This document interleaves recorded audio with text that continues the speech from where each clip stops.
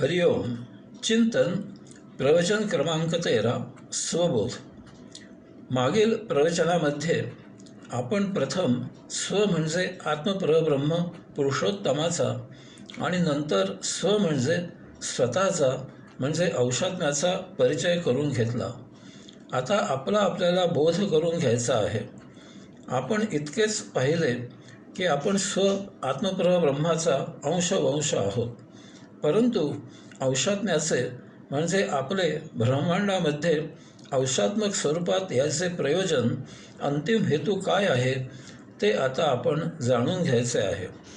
म्हणजे सद्यजन्मी आपण कसे वागत आहोत आणि वस्तुतः आपण कसे वर्तन करायला पाहिजे याचा बोध होईल आणि त्यायोगे आपण आपल्यामध्ये वेळीच सुधारणा करू शकू. सप्तब्रह्मतत्वांमधून प्रथम माती, दगड, डोंगर, पर्वत, धातू वगैरे अशी अचल निर्जीव सृष्टी उत्क्रांत झाली. या सप्त ब्रह्मतत्वांमधून पुढे यथाकाळी शेवाळ, लतापल्लवी, झुडपे, वृक्ष अशी अचल सजीव वनस्पती सृष्टी उत्क्रांत झाली. पुढे आणखी उत्क्रांती होऊन सप्त ब्रह्मतत्वांमधून कृमी, कीटक, आळी, सरपटणारे प्राणी, उड्डाण पक्षी, 4 पायी प्राणी, 2 पायी मानव अशी चल सजीव प्राणीसृष्टी अस्तित्वात आली. अचल आणि चल सजीव सृष्टीमध्ये 84 लक्ष इतके भिन्न जीव उत्क्रांत झाले. हे सर्व कसे उत्क्रांत झाले हा या लिखाणाचा हेतू नाही. अशा प्रकारे 84 लक्ष इतक्या विविधांगी भिन्न सजीव उत्क्रांत झालेल्या सृष्टीमध्ये नर आणि मादी असा विस्मयकारक लिंगभेद उत्क्रांत झाला. ही त्या सर्वोच्च शक्तीची लीला आहे. इतकेच आज तरी माहीत आहे. याचा आणखी वैज्ञानिक उलगडा कधी भविष्यात होईल तेव्हा होईल. परंतु या संबंधी आज आपण प्रथम इतकेच म्हणू शकतो की ही सृष्टी आणि इतकी विविधांगी वैचित्र्यपूर्ण, मनोहर, मोहक, अप्रतिम, सुंदर आहे. तथापि हे भौतिक कालाधीन आहे. यामुळे हे 84 लक्ष भिन्न सजीव यथाकाळी कालोघात कायम नष्ट न होता ते येथे वंशपरंपरेने सतत टिकावे या गरजेतून ही उत्क्रांती झाली असावी. आणि मग पुढे यामुळे नरमादी यांच्या मिलनामधून प्रत्येक प्रकारच्या सजीवांचे अनंत वनस्पती आणि असंख्य प्राणी जन्माला आले. याचा दुसरा हेतू असा असावा की ब्रह्मांड अथांग, अनंत, अगणित पसरलेले आहे आणि यामध्ये अनेक प्रकारे वैचित्र्यपूर्ण विविधांगी सृष्टी निर्माण झाली. ही अशी अगणित सृष्टी केवळ 84 लक्ष जीवांच्या माध्यमामधून अवलोकन करणे अशक्य आहे. यासाठी यामधील विविधता, वैचित्र्य अवलोकन करायला त्याच प्रकारे विविध वैचित्र्यपूर्ण सजीवही असायला पाहिजेत.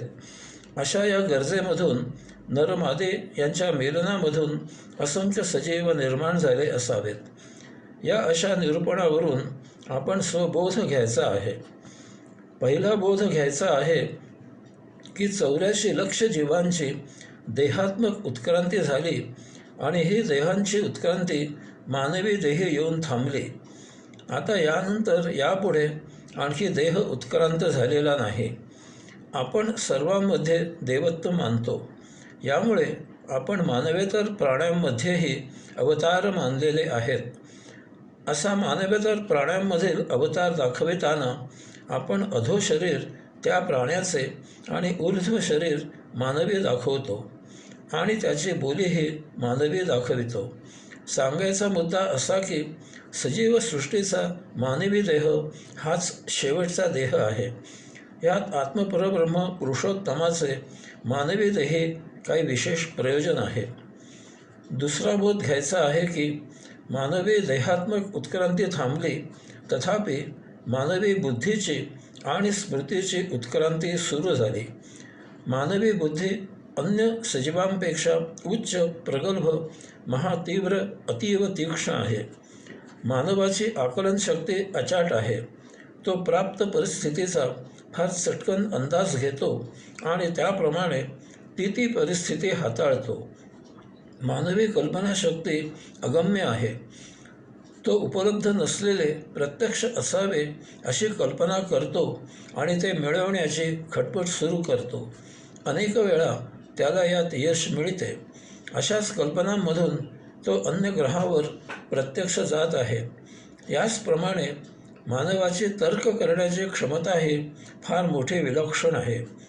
आजूबाजूच्या परिस्थितीचे निरीक्षण करून तो काय कसे केव्हा घडले असावे याचा तर्काने अंदाज करतो आणि विस्मयकारी रहस्य शोधून काढतो.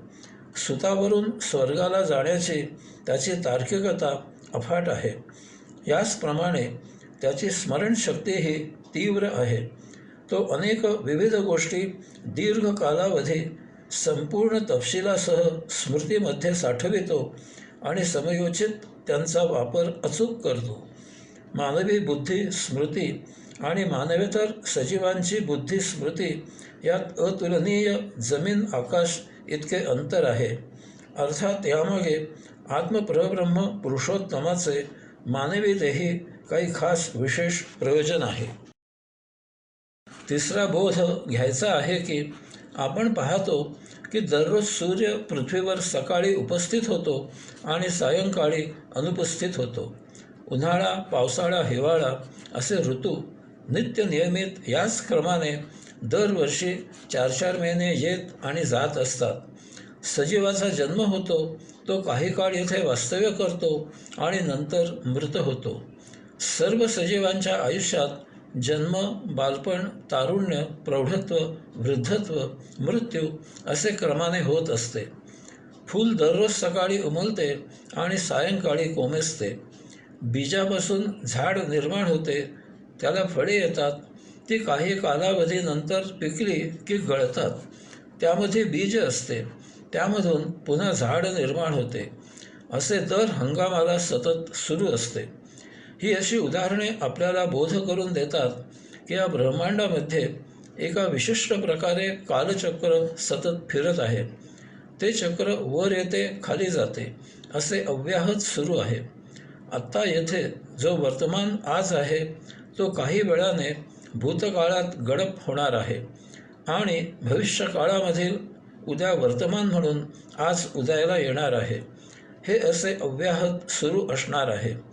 ज्या अर्थी असे कालचक्र सतत फिरत आहे त्या अर्थी येथे त्यासाठी लागणारी परम ऊर्जा, शक्ती, चैतन्य इत्यादी देणारा कोणीतरी आहे हे निश्चित. आपण हे जन्ममृत्यू अशा कालचक्रात फिरत आहोत. याचा अर्थ आपले जीवन हे त्याच शक्तीकडून नियंत्रित आहे. आपण त्याच परमशक्तीचे अंश आहोत. याचा अर्थ आपण मरणधर्मा देह, मन, बुद्धी, स्मृती, इंद्रिये वगैरे कोणीही नाही. आपण कोणीतरी सदा असणारे निराळे आहोत. त्या परमशक्तीशी आपला काहीतरी संबंध आहे, नाते आहे. आपण देहाच्या अतीत असणारी कोणीतरी महाशक्ती आहोत. आपण कधीही बाल, तरुण, प्रौढ, वृद्ध, सुरूप, कुरूप, काळे, गोरे, स्त्री, पुरुष, रुग्ण, स्वस्थ इत्यादी असू शकत नाही. आपल्याला भाव, विभाव, सुभाव, कुभाव, स्वभाव, निर्भाव, अभाव इत्यादी असत नाहीत. या सर्व गोष्टी देह मनाच्या आहेत. सुकलेला नारळ जसा करवंटीपासून अलग विलग निराळा असतो, तसे आपण देह मनापासून अलग विलग निराळे आहोत. कारण आपण सप्त ब्रह्मतत्वे धारण केलेल्या आत्मपरब्रह्म पुरुषोत्तमाप्रमाणे सदा असणारे आदी अनादी अजन्मा अमृत अलिप्त अमर अक्षर चिर शाश्वत निरावयव निर्लेप निर्भेळ आहोत. चौथा बोध घ्यायचा आहे की या ब्रह्मांडामध्ये एकमेव सप्त ब्रह्मतत्वे धारण केलेले आत्मपरब्रह्म पुरुषोत्तम सोडल्यास अन्य काहीही टिकाऊ नाही. सप्त ब्रह्मतत्वे मूलभूत स्वयंभू आहेत. ती जन्ममृत्यूतीत कालातीत आहेत. अन्य सर्व कालाधीन आहे. अन्य सर्व त्या कालचक्रात फिरत असणारे. ब्रह्मांडात काही ठराविक काळच टिकते आणि यथा कालावधी कालोघात लय होते. याचा अर्थ हा जो आपण स्वतः असलेला औषात्मा हा सप्त ब्रह्मतत्वे धारण केलेल्या आत्मपरब्रह्म पुरुषोत्तमाप्रमाणेच आहे. त्याच्या सभोवती पंचमहातत्वांमधून देह धारण झालेला आहे. तोही येथे काही कालावधीच 84 लक्ष देहांचा फेरा संपन्न करत सृष्टी सौंदर्य अवलोकन करायला आलेला आहे. कारण देह तयार करणारी ही पंचमहातत्वे कालोघात नष्ट होणारी आहेत. ती नष्ट झाली की देह पतन होणारा आहे. यानंतर औषात्म्याला त्याच्या मातुली मूळ योगधामे जायचे आहे. परंतु संचितामुळे तो या भौतिकामधून मुक्त होत नाही आणि येथे जन्ममरण पुनर्जन्म करत अडकून राहतो. पाचवा बोध घ्यायचा आहे की याचा अर्थ आपण या मानवी देही मुक्त व्हायचे आहे. परंतु असे दिसून येते की आपण जन्म मरण असे सोसत या कालचक्रात अडकून राहिलो आहोत. यामुळे सृष्टी सौंदर्याचा मूलतः केवळ आनंद घेणारे आपण सदा सुखदुःख अशा या चक्रव्यूहात फिरत राहिलेले आहोत. सहावा बोध घ्यायचा आहे की असे जरी आहे तर आपण मुक्त होण्यासाठी या मानवी देही प्रयत्न करायचा आहे. कारण ही अशी जाणीव येणे फक्त मानवी देहेच शक्य आहे. अन्य जीवांना तशी बुद्धी नाही. मानवी देहानंतर मुक्ती, सायुज्यमुक्ती अशी काही उत्क्रांती आहे याचा पोच मानवेतर सजीवांना असणे शक्य नाही. त्यांच्या बुद्धीची झेप देह जीवित ठेवणे इतपतच मर्यादित आहे.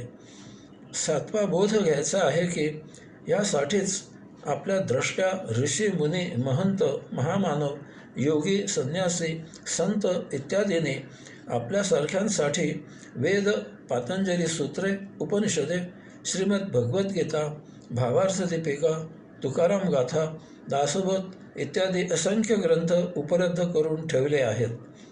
या अशा ग्रंथांच्या अभ्यासाने आणि प्रयत्नशीलतेने आपण मुक्त व्हायचे आहे.